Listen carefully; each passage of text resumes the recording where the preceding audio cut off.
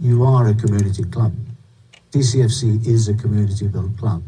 And it will always team is pitching a plan to revitalize a historic gem in our community, and it's a project that's driven by their passion for their sport. State of disrepair right now. Concrete sort of crumbling a little bit. The bleachers. Football Club. We're at Keyworth Stadium. This stadium was built in 1936. Simply put, it's amazing to see just how far they have come. Years ago, they were playing over at Gas Tech, and now so many people. The post and Stephon St. Louis is there to clear it. Yeah, in the background, they give us the 12th man. It's awesome. Games, fans to watch. We're happy to put on a show for all these guys that came out to see us play. When we move, they move, and just communication is the biggest part. It was great. I think we could have earned a shutout earlier against Sparta in the year. Awesome. The atmosphere is amazing. Monday with the right foot. It's in the back of the net. People know us now. People know what to expect. Now we gotta take it to another level. Look, city till I die. Say hi to the bad fella. Hella smooth with the flow, so grab your umbrella. Yeah, we make it rain. Bring the pain. Things are changing. Power rankings take a spanking. Got them rearranging. They said Denise are all stars till we deboed all y'all. Ball of fist and brawl y'all. Yeah, we pissed off all y'all. And we thin, but still winning. Grinning at the top. Got up under head spinning. Make that chin pop. Blue collar clocking in. They been mocking us for days till they step into the key and they been leaving with a fade. Doubting us, but then they swayed. Say we pout, they throwing shade. You will never have what we have, time to get the blade. Cause we'll be cutting them up. Yeah, we're shutting them up. We ain't bluffing, tell you something, better knuckle up. Y'all ain't nothing but chumps, we put in overtime. We'll be putting in work until it's closing time.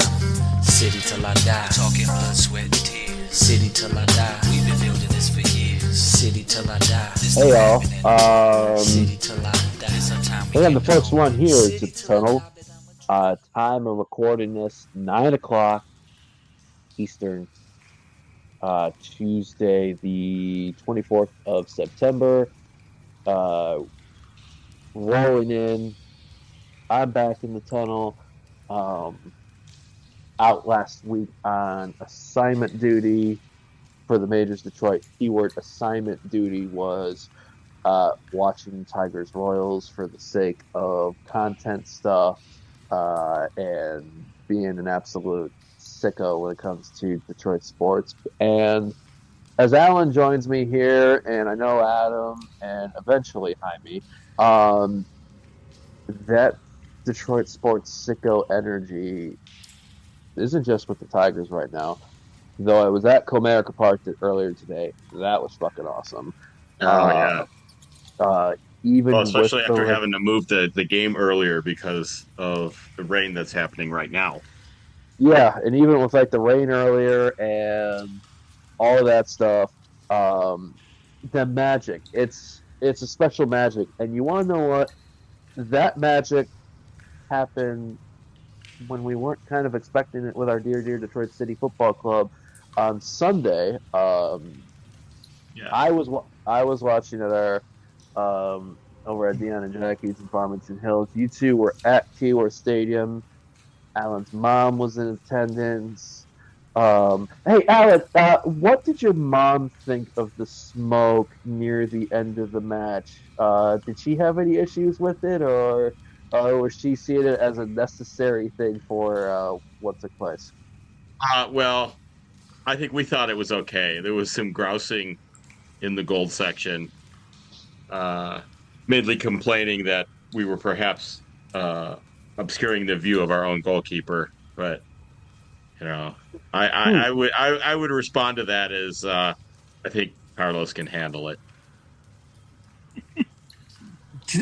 I can't believe that was the first time ever there was just smoke coming out at the 90th minute, Alan. I just, it's amazing. It's amazing that we won that game given all of the smoke. And again, it's something that has never happened before at a Detroit City game. And I'm just shocked and appalled that something like that would happen.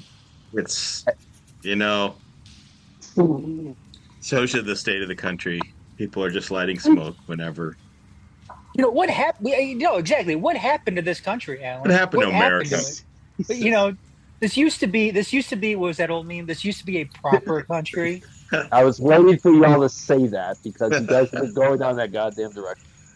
What you said? I wonder. Wait, was that gold? Was that person in gold? The gold that were grousing then decided to go to that sometimes black void of space known as the Faithful of Detroit City Owners Group in Facebook. Hey, I'm not.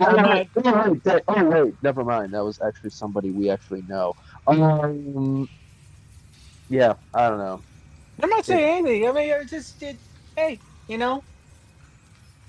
I just think we have a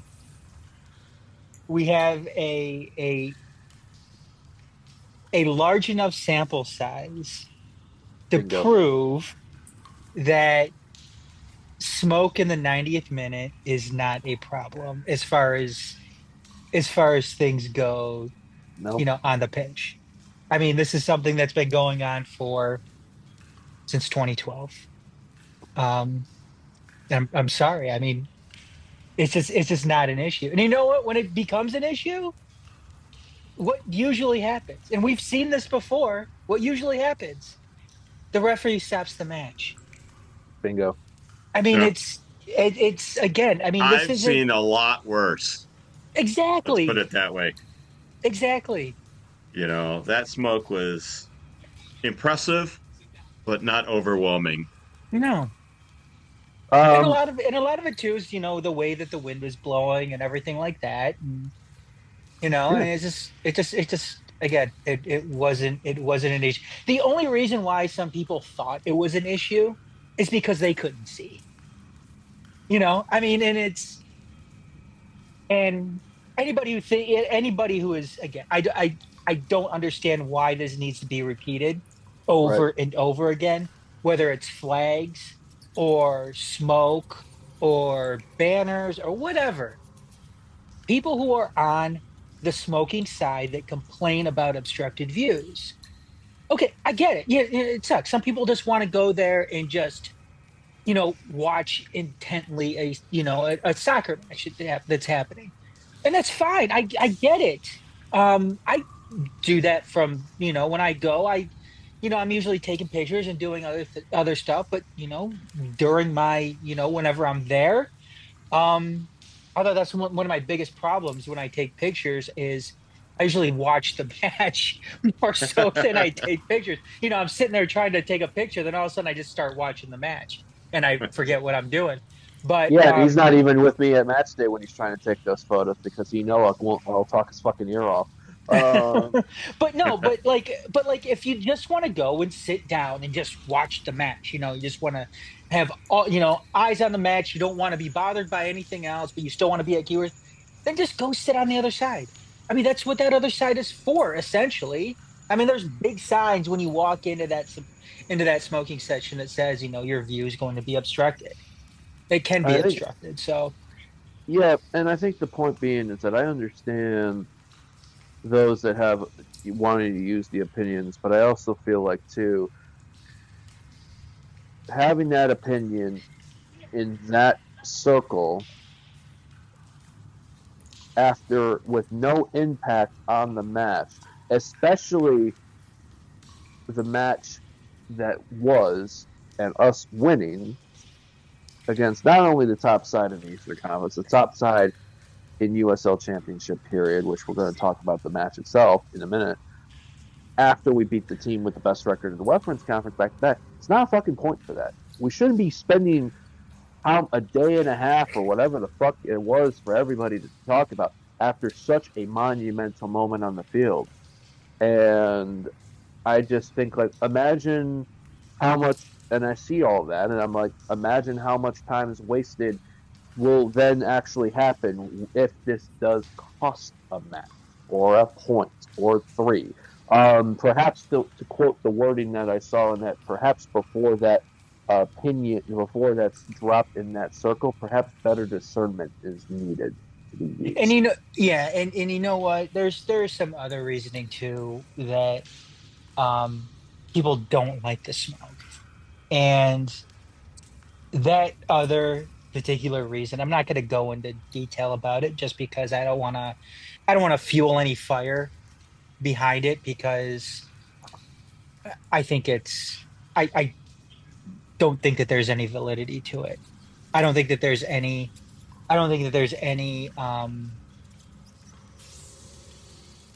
substantial validity to it. No. It's something that has been thrown around before. It's something that has been threatened before, and it just, again, if it was an issue, it seems like it would have been taken care of, and it Exactly. so. Now on to the thing that actually mattered on Sunday at Keyworth Stadium is relating to Detroit City Football Club. Oh, I thought we were going to talk about Arsenal getting screwed over at against Man City. All I'm gonna say is, actually no, I'm not gonna say that because I could throw because I realized you don't want to get into it. I was gonna say I could throw a pot shot at somebody that we know, and Adam will know what I'm talking about, based off of the photo I directed him to.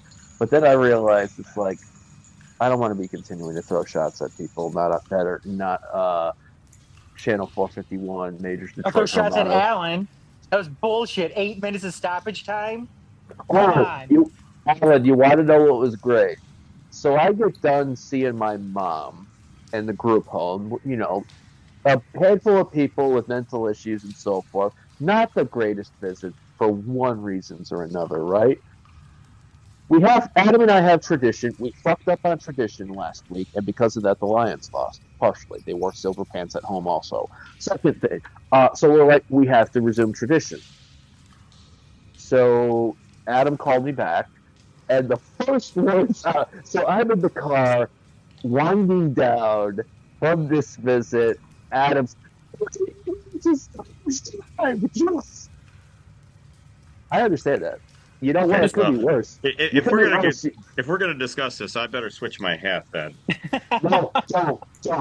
No, God damn it! Look what you started. You know what?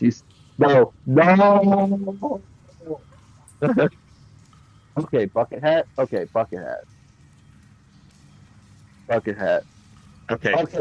Carry on. Oh, is that a city bucket hat? I can't tell with your camera. Oh, there it is. Okay. But hey, you know what? Good. Okay, we're all rolling. We're gonna have a war of the hats here. I'm just gonna walk in here and be like, "What the fuck, you guys?" But Jaime won't wear a hat. Jaime won't wear a hat because of his hair. So, also, okay, I'm gonna say this. Mad Cat, my guy. The only person I would ever see taking a selfie wearing a Celtic kit and a Man City hat. My guy. Yeah. If you're not giving a, I mean, I was like, choices were made there. All right. Also, could be worse. You could be in Manchester United and be in Crystal Palace's first clean sheet of the Premier League. Oh, yeah. Well, goes without saying. Yeah, I mean, I gave Jeremy Churchman the bits I gave you guys over the weekend, and the first words he said to me in the text was, "You know that scoreline should have been 5-2," and I was like, "Let that sink in that you are our first clean sheet." No one cares about Crystal Palace. We're talking about real soccer teams, or teams here. Get your goddamn Rob Lowe Arsenal hat off so we can talk Detroit City FC, Louisville City FC. Oh, yeah. Okay.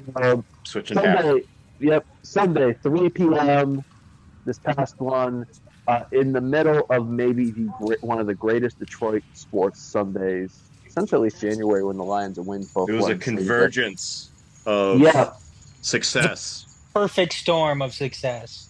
Before the actual perfect storm fucking transcended upon Detroit and the metro surrounding areas Sunday night. Detroit City, ESPN2, a game that had a lot more people than I was expecting it to be from watching it where I was. Taking on one change from the starting lineup that beat New Mexico United the weekend before. The latest member of the City Centurions, Reese Williams, popping in. Congratulations, Reese.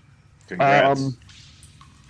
And once again, Detroit City's matchday graphic formation sheets, they didn't get it right. The app didn't get it right. Bob didn't get it right. SofaScore was the closest. City was saying 4-3-3. The screenshot on ESPN2 said 4-2-3-1. All this 3-5-2. Basically, three in the back being Bryant, Carroll, Amu-Mensah. The try to test it to true. Reese Williams on the right wing back. Your midfield three domination of the fighting Jersey Irishman, James Murphy.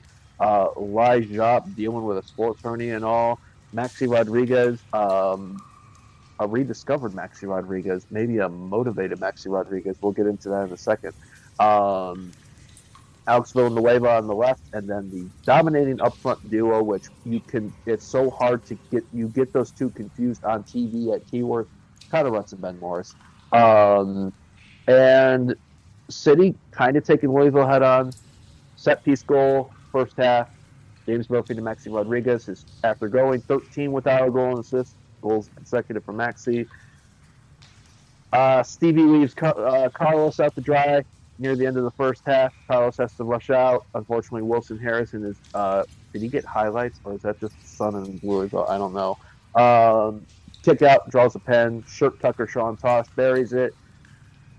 But they go down to 10 men because Philip Goodrum gets his second yellow. And Connor Rutz, like the sicko that he is, scores his second game-winning goal of the season, celebrates in front of the Dirty South, and Detroit City defeat Louisville City 2-1. Alan, I'm going to start with you because you had your mother in attendance with you. Give your takeaways and how shocked you were. Yeah, I was pretty shocked. It's probably a good thing I had my mother with me because I would have gone celebrating in a much too excessive way after that game. And that's just not good for the health. Whiskey or painted seems like a good idea. The next day, Alan would have been escorted out of Keyworth without pants on. Yeah, it would have. Yeah, would have been. Nobody wants to see that. What year is this? I mean, there's so many different talking points we could get into on this game, but I think the absolute top of the heap is Connor's goal. I think it has to be one of the top goals we've had at Keyworth. I've watched the highlights a few times, and one of the videos that the club put out really captured just how that unfolded. And right as Laws went down, way too far out of the goal. I don't know if he was like all of a sudden got possessed by the spirit of Manuel Neuer. Thought, yeah, I got this. I don't need any defenders because I got this. And turns out he didn't have it because Connor pulled the ball back, juked around him, and it was green lights all the way into the goal. I was watching it live with my own eyes, and I was like, oh, did that just happen? And now that I've seen the close-up highlights, I'm like, wow, did that really happen? And he almost did it in the first half, too. It was that because there was... Yes, he had another good opportunity. But you can't really talk about Connor's goal without talking about Maxi's pass. Yeah. A world-class pass. Right in the right spot. Distance pass. And both of those two things set up one of the most magical goals we've seen at Keyworth. I mean, it's not Monty with the right foot, but it's up there for sure. I think it's something to be said about it is I went back and shout out also to Kyle Clayton because the video work showing a couple different other angles from Yeah, his. it was from really his good. lens. Really good. Adam, that was hearing it on the TV and hearing it in those videos. That was about the loudest in a long, long time I had heard Keyworth as far as like a goal hadn't happened, but you could tell it was coming and the build up. It being there, even louder. Say it again. So I'm talking about like when the crowd sees that ball by Maxey, and then you see Connor beats the ball in the keeper. The ball's not in the net, but you could tell that the build up to euphoria is happening in the sound. I know. I had the perfect vantage point. When you're speaking of that, that euphoria or whatever. Because I didn't actually see the goal. Like I said, I was taking pictures. So I was making my way back because I was over in the media area. And then I started making my way back to the smoking side because I was going to get pictures from that end. Yeah. And when I started making my way through the tunnel, I saw, supporters. They're like, oh, no. And then, and then all of a sudden everybody just, lost their minds. And I didn't actually see the goal until I got back home and I rewatched the match after the Lions game later that night. And yeah, it was like Alan said, it was a masterclass transition from Maxey to Connor, who did a great job pulling it back, learning from that earlier play that we just mentioned, when he couldn't bury it that time. But keeper beat him in that moment. Keeper beat him to it. But yeah, it was incredible. And it was funny too, because if you're the keeper in that instance, it's kind of like in baseball too. Like if you're playing corner outfield and there's a shallow pop fly and you've got to make a decision. Okay, am I going to dive for this ball or am I going to let it drop in front of me and just hold the guy onto first? Or can run it? Or can you quickly run it and get to it before it drops? Well, hold on. Because if you let it drop in front of you without diving, like I said, you're going to be able to hold the guy on first. However, if you dive and try to make the out, you run a real risk of missing the ball, having it roll all the way back to the fence, and have that base runner pick up extra bases. Mm-hmm. When you're kind of in no man's land, whether you're playing corner outfield or keeper in soccer, you had to make a decision. Am I going to go and dive for that ball? Am I going to go out and make a challenge for this, for this ball that's, coming towards my 18? And he made a choice, and he made the wrong choice because it costs. Well, and I don't want to say that cost them the game, but that was the deciding goal right there. And yeah, all the credit to Connor. It put the keeper on his butt. Yeah, absolutely. And at that point, the defenders were so far away. Yep. I don't think I've ever seen a keeper come out that far. I've seen Ederson come out that far a few times, and it's always terrifying. But he was halfway between the box and the midline, center circle. And I'm like, why is that guy so out so far? I mean, he thought he was going to, intercept Connor. Yep.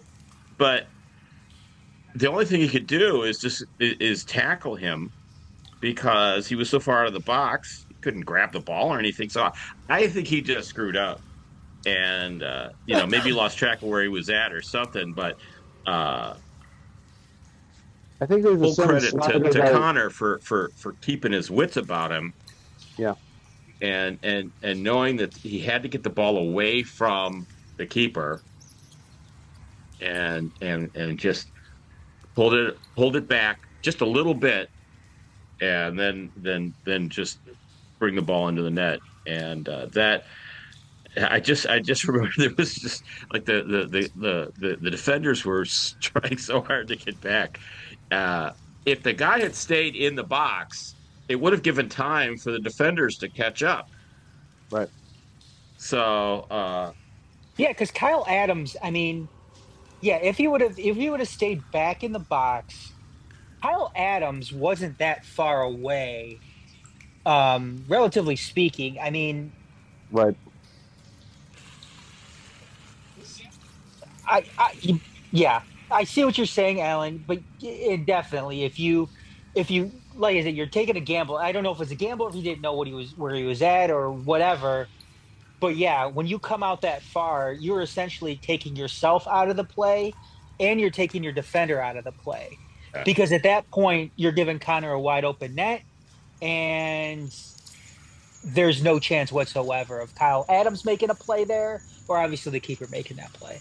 Well, and as we've often said about our own defending, our team's defending, you often have to get it perfect. Mm-hmm. There's no margin there. So he's really far out. He's right on top of Connor. If he doesn't knock that ball away, there's nothing he can do. I'm wondering too if this is just, I don't want to say it was a lack of respect on Lou City's part. They have swagger. It was a lack of respect. Yeah, they have swagger, and they were very, very confident even when they went down a man.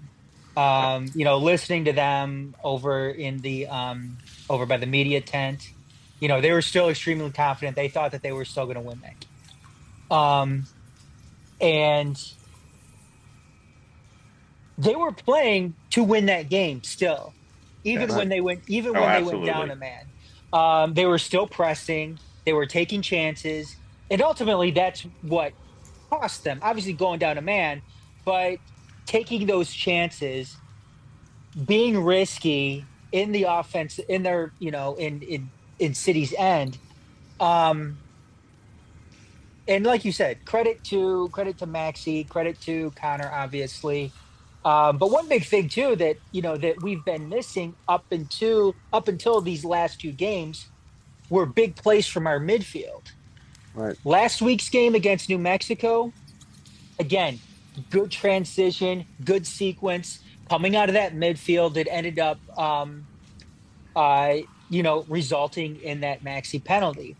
Same thing this week too. Good transition, good sequence out of that midfield that resulted in a game-winning goal for Connor. So, yeah, and what is the thing what is one of the aspects of this team that has kind of been hit or miss and resulted in some just some stagnant play? It's been that midfield play.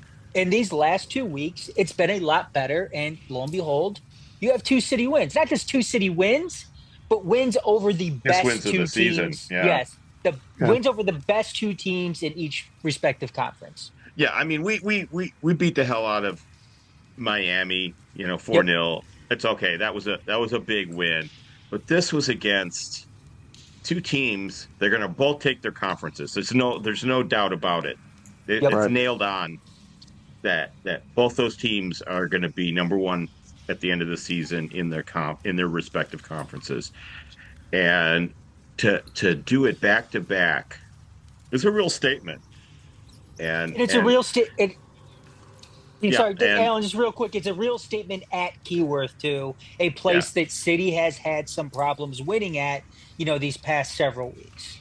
Yeah, and I've been one of the people and we've been regularly, and I've been probably one of the biggest ones kind of asking the question: is there an issue at home, rightly? And I'll take credit to maybe being proven wrong with these last couple of games. I do want to ask this one question though too, as we kind of go into the home form, and also what happened around this weekend.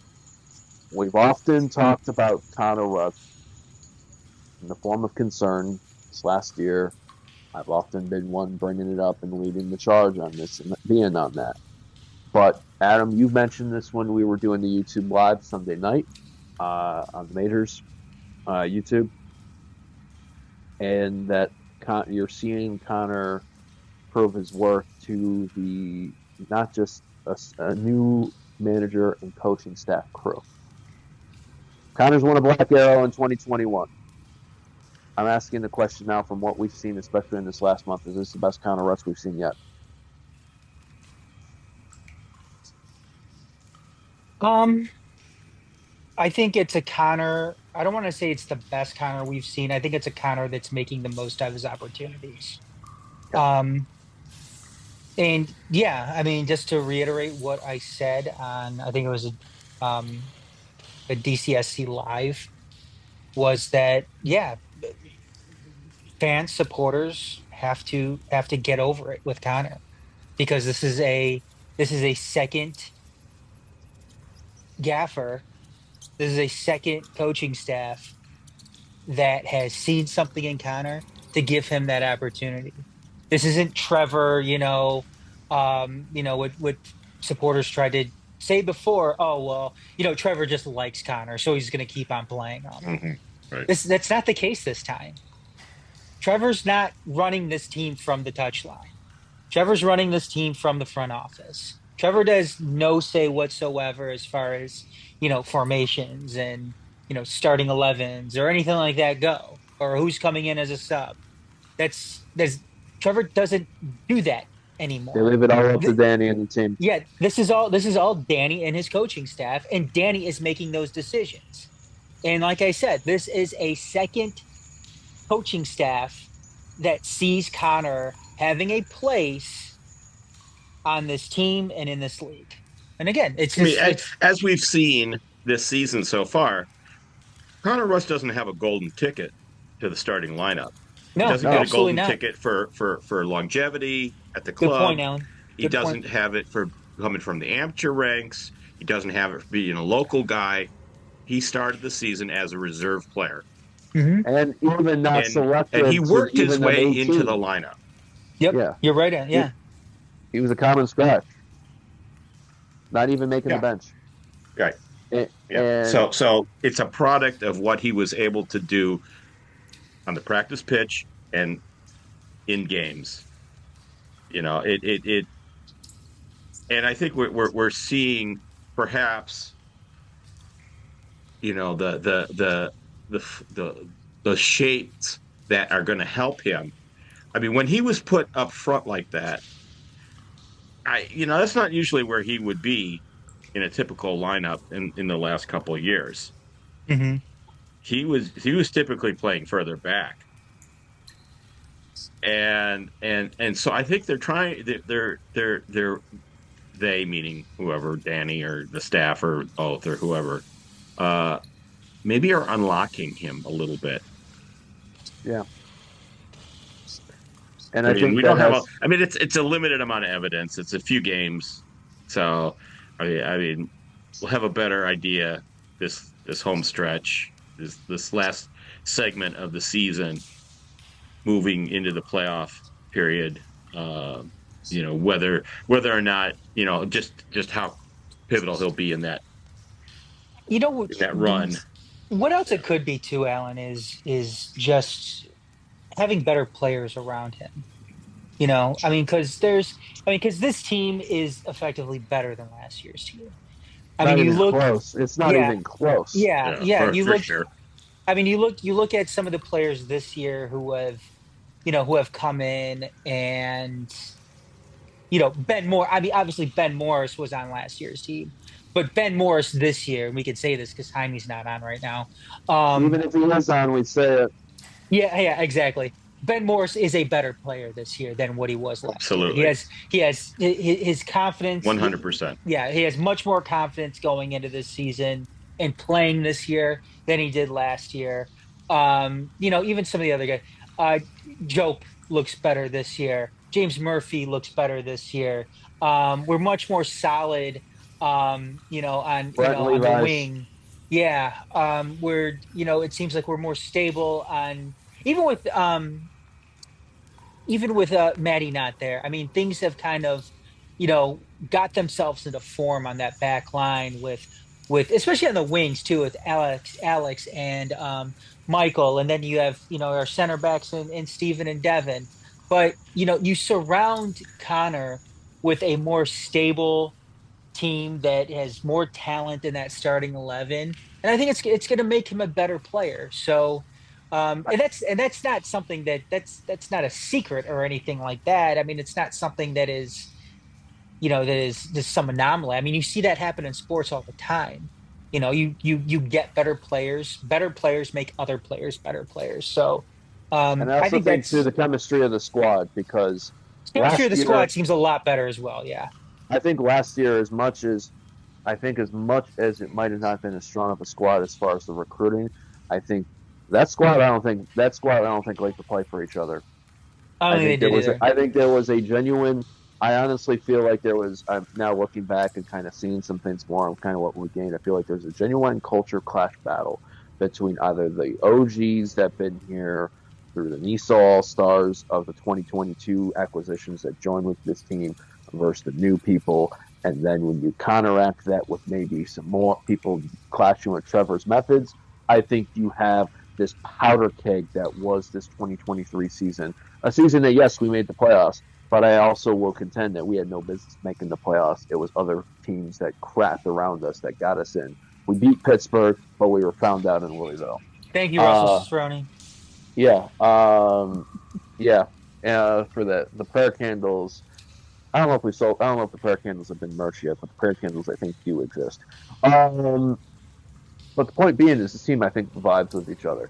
And I also think that this team, not only this team vibing for each other, but this team is also fighting for each other. And that goes a long way, especially when you see guys like that. See the results you're getting from Ben Moore, seeing the results you're getting from Connor, seeing the results, even Maxi lately. And I think it's something that, Alan, I don't know if you saw it in Insta. Adam, I sent this with our chat with Sean Spencer, Adam and I. It was a Instagram post from Maxi. Let me find it here, because obviously, he had such a hot start to the year, and then he had the run where he wasn't getting anything going, no goals or assists in 13, and we asked a lot of people. We asked the questions. Sean Spence asked the questions in writing. I asked the questions in writing. We asked the questions on air in multiple things, and I think became evident that people listen. And sometimes those that listen are those that we are talking about themselves. And the result being, let me find it here, it was an Instagram thing for a day ago, had someone tell me I fell off. I needed that. If that's directing to us, you're welcome. We should have done it sooner. That's our bad. But also cat celebration. Yeah. Adam, you want to throw anything on that? No. The idea that the players are listening to what we are talking about terrifies me. Wait till we start. Maybe sure, I want to listen to myself talk about this. Who's that guy? He doesn't know shit. Wait till we have our sport book segment of of the podcast, and we start telling people how to bet their money. Oh yeah. God. That'll go well. I'll be considered if they get it right, because of things I said, I'll be considered a fucking human cheat code. I want to ask this though, because not only did we have that magnificent result at Keyworth on Sunday afternoon, but around the league, two really, really, really good results. So Tampa Bay Rowdies, who are ahead of us in third place, went to Charleston Battery, became the side that Nick Markanich set the single season scoring record against. Battery go out 3-1 winners. So with City's win on Sunday, they're now a point behind for third. Add to the fact, Indy 11, who Adams mentioned in multiple all over, whether it's DCSC Lives, Make City, Make Expenses, our stuff here. Indy's been faltering.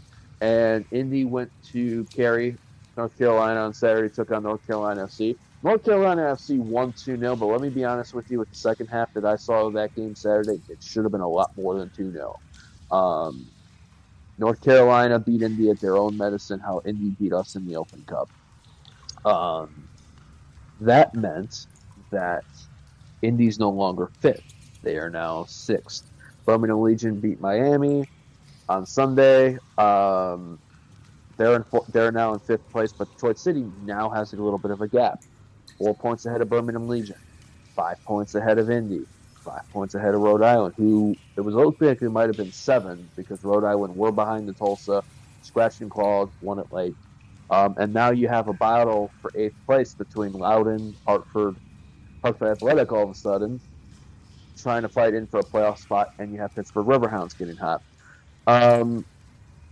When you look at the result in our favor and that we us doing our job and other results around you, when's the last time we've had a weekend like this good? Yeah. Nisa? Yeah.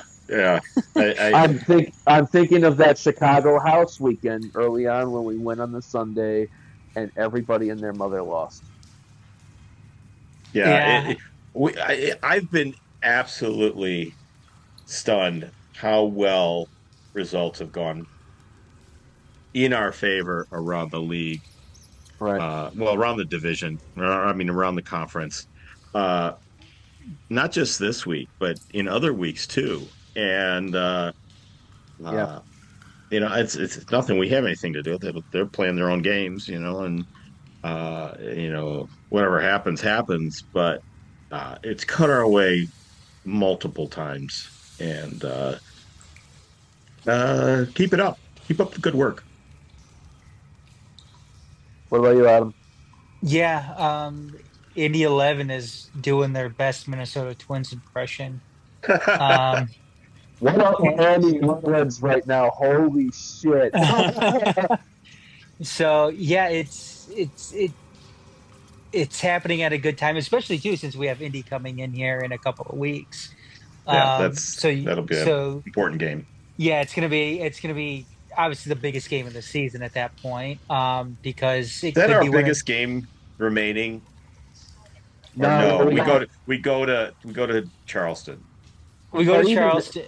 Even then, though, I think Charleston's important. It's house money for that one because they're at home, they're above us. Yeah. Who's our remaining 2 home matches? It's Miami and Indy.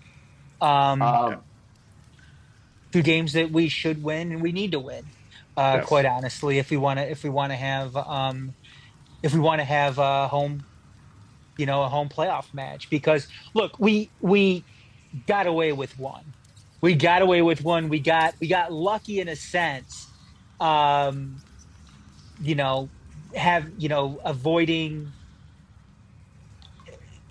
not getting a win against a Hartford or an El Paso, over the course of the past, few weeks before that New Mexico match, and all of a sudden we just turn it around and get some great results against New Mexico and Louisville. Now we have a second chance in that sense to, put things away too here, at the final stretch of the season when we go against Indy at home and we go against, Miami at home. And then even this coming weekend too, when we face Monterey Bay on the road.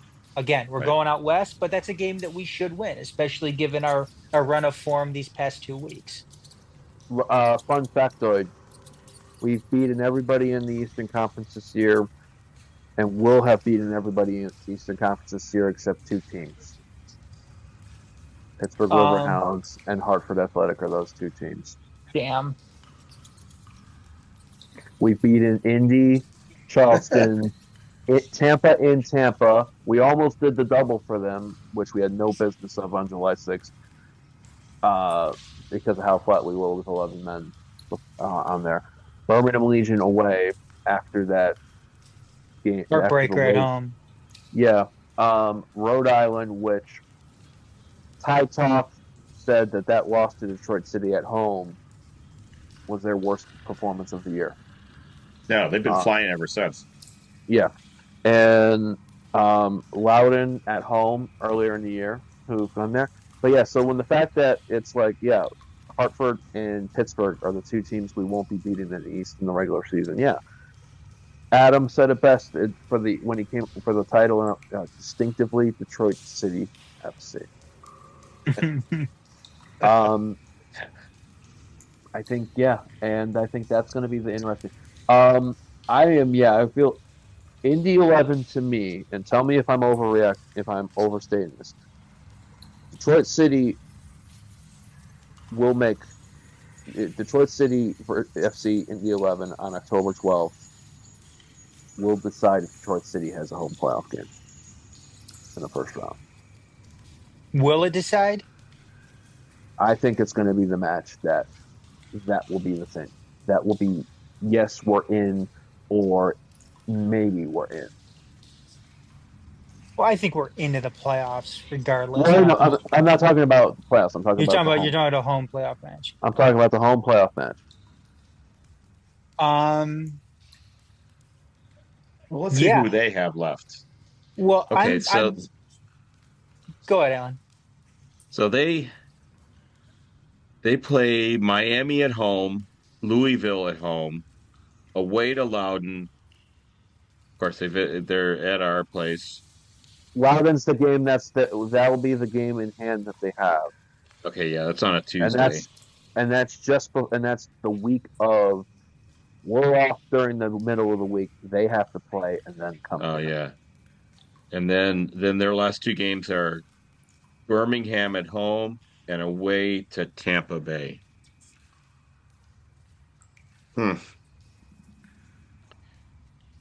know what? Yeah, I'd say I like our games better than their games. Yeah, fuck it. I'm gonna say it's gonna be the determining factor. Yeah, and I argue even too, Indy may not be the team we have to worry about.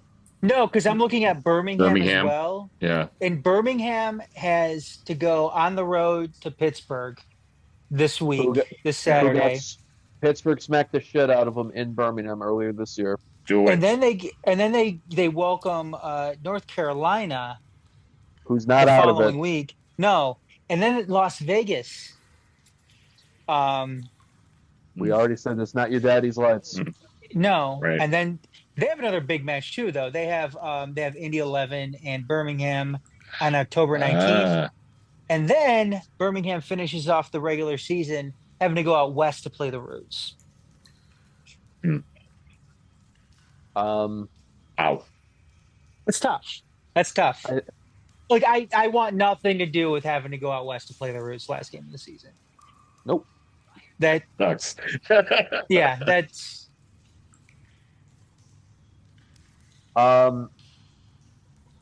Yeah, I think obviously it's going to be interesting.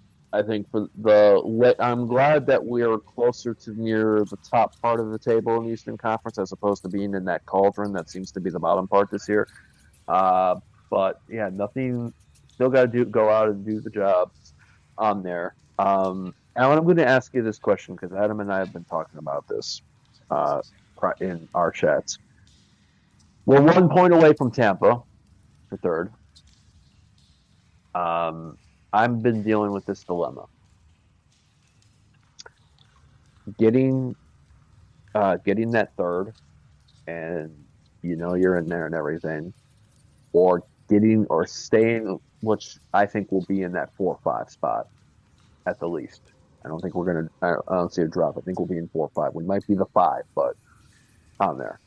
The 4 or 5 and winning the 4 or 5 guarantees you, unless Louisville sink somehow in round 1, the chance to go there in round 2. Every year Louisville has been in the USL Championship or USL, whatever it was. They have made the conference final in every single year.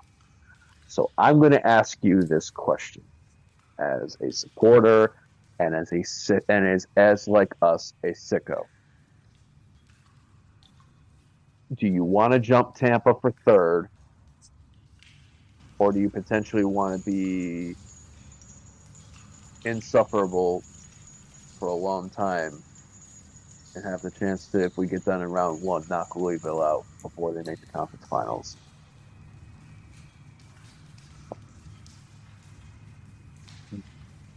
He's thinking about it. This is a good question. This is Adam. I'm making him think. This is great. Well, the funny thing is, if you'd asked me this question before Sunday, I would have said I want to avoid Louisville at any cost. Whatever bracket keeps us away from Louisville, that's for me. But now that we've done the deed, I don't know. Does lightning strike twice? I don't know. We're going to face Louisville at some point in the playoffs. Well, yeah. It's going to happen. Yeah. I think if we were able to make it to a second round, that would just be, regardless of who we play, would be an enormous success for the season. Enormous success for Danny Dicchio and his staff. New coach, and just at a certain point, you just being there is the reward. But yeah, I think if we're talking about raised expectations, I think making it through the first round, is starting to look promising.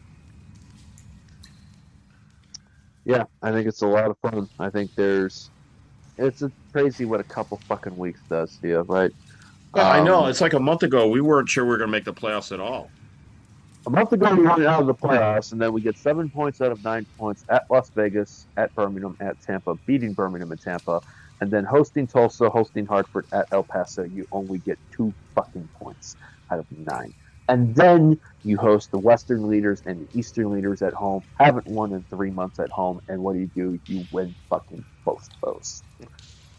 And now we go to Seaside, California. So now we go play a Monterey Bay team who this is going to be a homecoming match or on there in terms of Carlos Saldana. Whether even if they go with Nate Steinwasser or not, it's going to be a chance for family to be coming in and seeing him. So happy for Carlos for that moment, and also all the Saldana family. It's weird. I was going to log in a Fatma, but then apparently I'm there. Adam, can you tell me what Monterey Bay's done in their last couple of games? I know they're near the bottom of the West, but the West is such a fucking even more of a close quarter combat fight that even though you're next to bottom or second from bottom in the West, you're also their last win was on July 6th. But yet they're 2 points out of a playoff spot. They have drawn their last 2.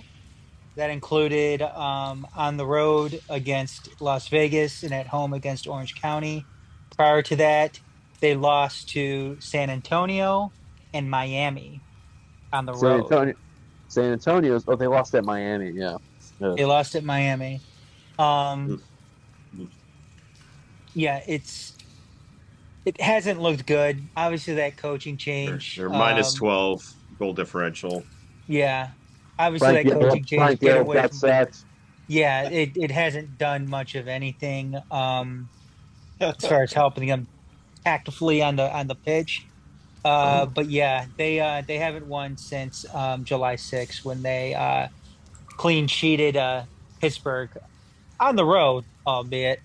But again, it's quite some time ago. How are they still no win since July 6th? How the fuck are they still in this playoffs? Is the West the West sucks. The West sucks this year. The West is awful this year. It's just it's hard to explain, but yeah. Because look at it. Look at it. You have two teams that were always at the top of the Western Conference table. One of them is defending champion, Phoenix and San Antonio, just not up to par this year, respectively for themselves. Even Sacramento isn't playing all that well this year. No. It's funny because the Colorado Switchbacks, for example, started off the season losing their first 5 games. They're in second place now in the Western Conference. They have gotten 45 points in the last 24 matches. We have more points than Sacramento, and if we were in the West, we'd be in second place right now, tied with Colorado Springs. There's 6 teams in the West that have double-digit minus goal differentials. Wow. Yeah, I mean, yeah. You look at the East, and you got Miami with minus 42. So I mean, they're in the punching bag, but you don't see those kind of numbers in the East. There's only 5 teams, Alan, in the West that have a positive goal differential. Yeah. So, for whatever reason, this year has been a stinker for the Western teams as a whole. Monterey Bay stats. Maybe with the exception of New Mexico, but they're clearly just eating the rest of the Western Conference scraps. New Mexico plays good ball, but New Mexico plays good ball, but good top ball in the West is third or fourth in this East this year. Yeah, for this probably year, between Charleston, Tampa, and us right now. 29 matches played for Monterey Bay, 24 goals scored. That alone is shocking. They've given up 36. I got a hot question for you. I didn't think I was going to ask this question, but we're having this good discussion. I'm seeing these stats that I haven't deep dived into Monterey Bay. I've only seen one of their games earlier this year, and that was the game against Rhode Island in March. If we don't get a result at Monterey Bay Saturday, and the result could be a draw even too, but ideally you'd want to win. Will that be more infuriating, or less infuriating than Tulsa, Hartford, El Paso run, or even just the El Paso match, or one of those 3 matches?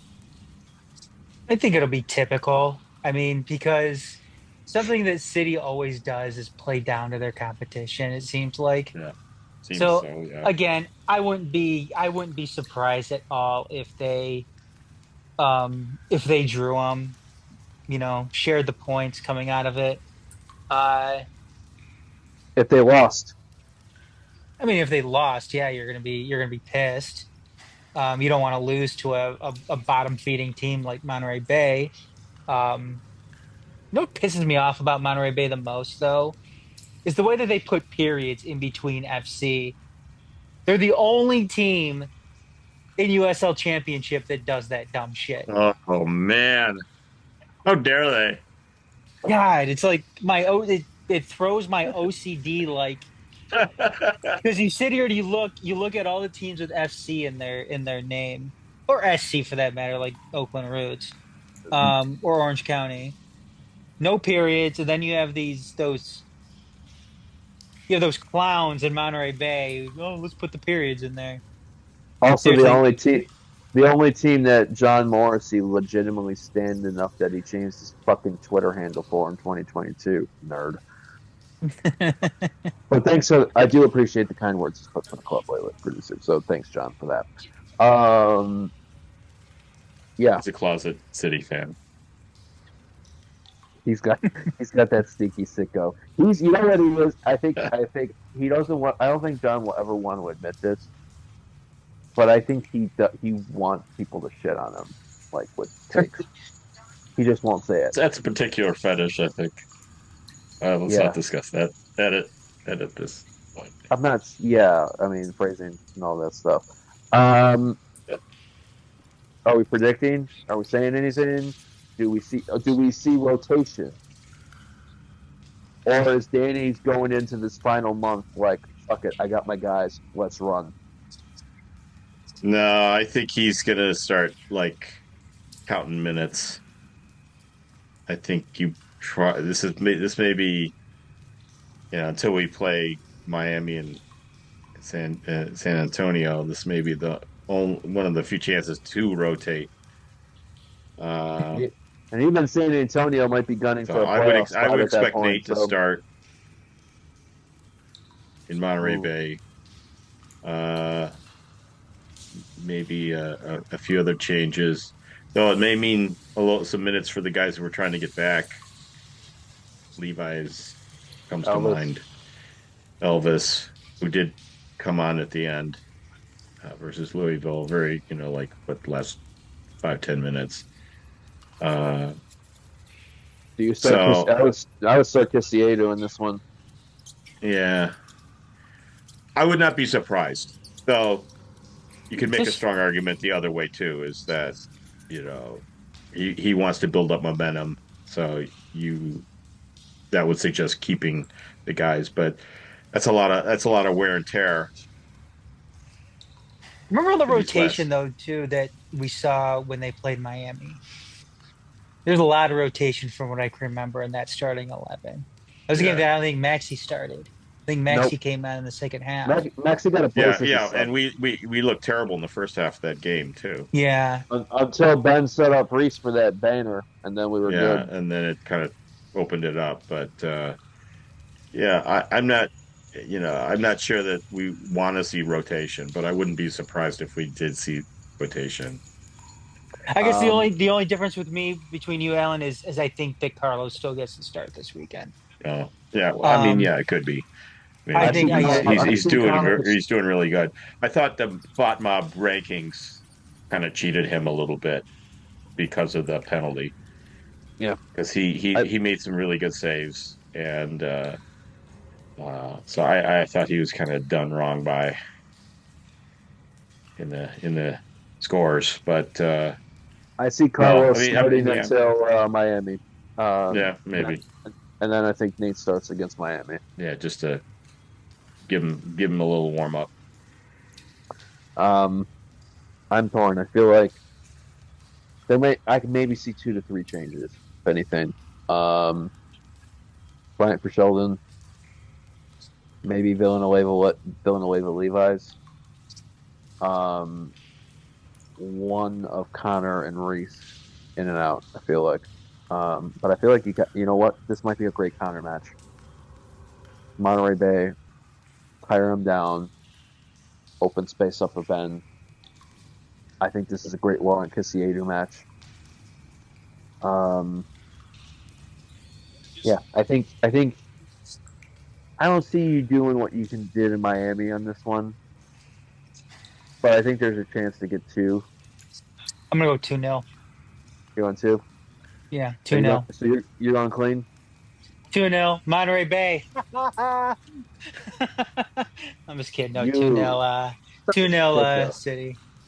Well, didn't you pick us to lose in Louisville, and we beat Louisville last week? Do you want me to pick Monterey Bay this week, just to? No, because then I realized because then I might be the one egging you on fucking. The only reason why we beat Louisville is because Louisville is because you weren't there, Garrett. So 2 years in a row, motherfuckers. You're welcome. Hey. And also, Alan, you know what has to happen next year, Alan? Your mom has to fly out for the game. So that's right. You gotta be the one to pay for the flight next year. Well, yeah. Probably. Start saving your pennies, Alan. Yeah, you don't know how much. You don't know if flights are going to be going up or down in this economy next year. Hopefully for the better. We'll see how that goes. Yeah, I'm trying to think. What else? All these other things. Alan, what's your scoreline? So, Adam, are you going 2-0 for us then, or what was your prediction? But did you want me to pick Monterey Bay to pick this? No, I want you to pick what you want to pick in a scoreline. Okay, the City winning 2-0. Goals, scorers. Kissiedo and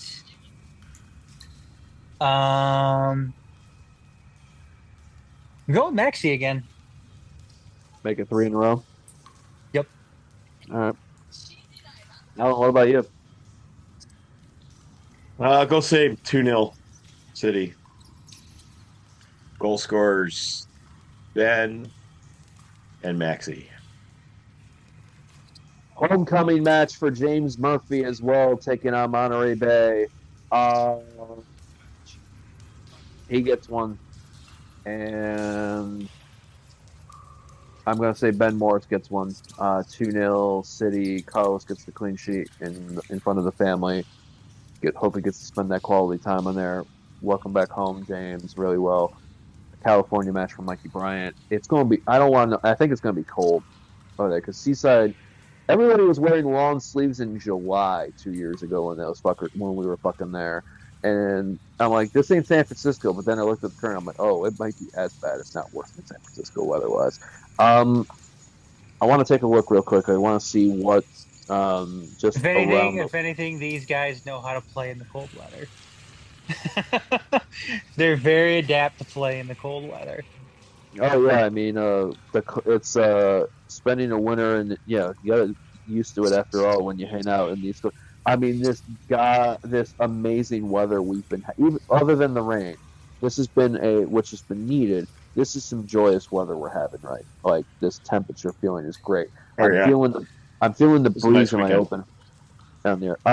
Matchups around the league.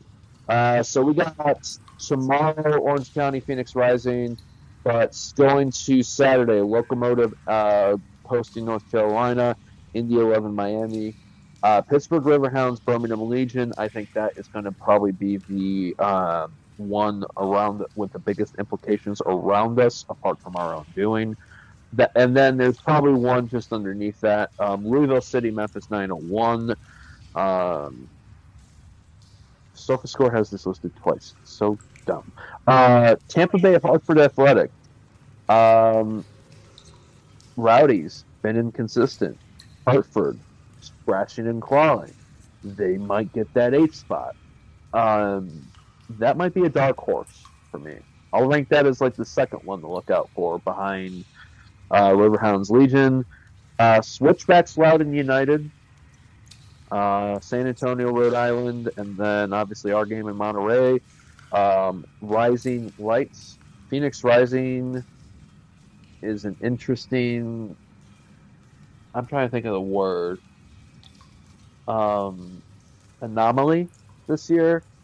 In general, I know they announced new ownership today. If Owen Evans' Twitter mentioned that. But yeah, 27 goals scored in 27 games by the Rising this year. So they've also allowed only 27. Oakland Roots Tulsa on Sunday, and Sacramento Republic New Mexico United is the game on ESPN2 this Sunday night. So plenty of interesting. So do we have any closing thoughts, gents? No. Can't wait for that 90th smoke in a few weeks. Actually, you know what? You need to make it a 91st minute smoke, so that way it's the minute that matches as many comments as what happened in that post. Alan, what about you, bud?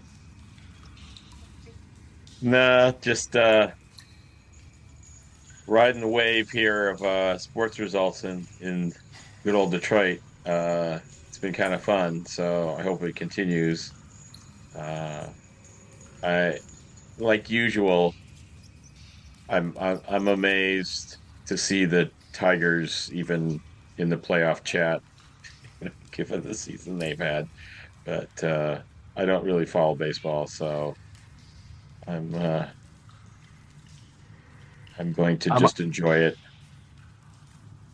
Adam knows this. I'm on a fucking high right now from this last out of nowhere, whatever this thing that's going to be studied as to how the hell they've done this. And I feel like there's a good vibe going on in Detroit sports. Tigers. Lions winning a game that wasn't at their best, they controlled. So more of that now in this realm, and going into Monday night and the debut of excited for a Lions team to wear black uniforms is a weird fucking thing to say. Adam and I talked about this in the live DCSC on Sunday. And then we have the Wings starting soon. So yeah, The fun factoid is next Monday is the Lions at home to Seattle on Monday night. If wherever the Tigers are at, if they're in, playoffs for them starts on Tuesday, October 1. And then Thursday of the next week is Detroit Red Wings season opener to the Penguins, and 2 days later is Detroit City Indy 11, which could decide where Detroit City will be at in their playoff run. And I feel like now that all I'm just going to say is it's been fun. It's going to continue to be fun, even when they may not feel like fun in the current moment. So with that, because I'm going to keep this short and sweet, especially after listening to the All's attempt last week. Fuckers. Oh, you're have no keeping idea this what you're short and talking sweet? about. You've been going on for the past 5 minutes. Still shorter than other times. Take care of yourselves and take care of those near and dear, and look out for yourselves. Until next time, we go fucking onward. Go Arsenal! Oh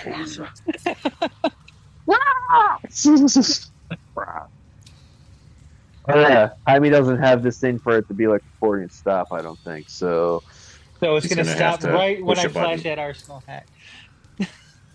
That's going to be like a fucking a bright white light, like we've seen some weird shit that we can't go back from. But yeah, no, There's going to be a big old Arsenal crest just closing it out. City till I die, say hi to the bad guy. Pretty gritty in the key, you see our flag fly, chin check, hashtag we came to sweep the leg. With all disrespect, LOLou will bruise your head. 2012 the scene pop, we came to clean clocks. Your team is dream drop, we gave some mean knocks. Stomping on the comp, yeah we chomping on the bit. Many came and went, but they ain't stopping none of it. Community built, community owned, roasting foes coast to coast. Leave your hope postponed, spirit of Detroit. Lemons the lemonade, Yemen and Bangladesh make a stronger braid. City in the city, within the city with deep. Witty with the banter, cause I can't concrete. Now come and get it if you with it, we committed to go. Detroit versus everybody, you already know. Locked and loaded, always ready to bust. Pop and smoke, leave these jokers in dust. City of black, excellence is a must. To leave these crusty little clowns in a ring of rust. From southwest to Brightmoor, 5 points to Denby. Ain't no friendly, we leave our enemies empty with envy. Yeah, we coming hell.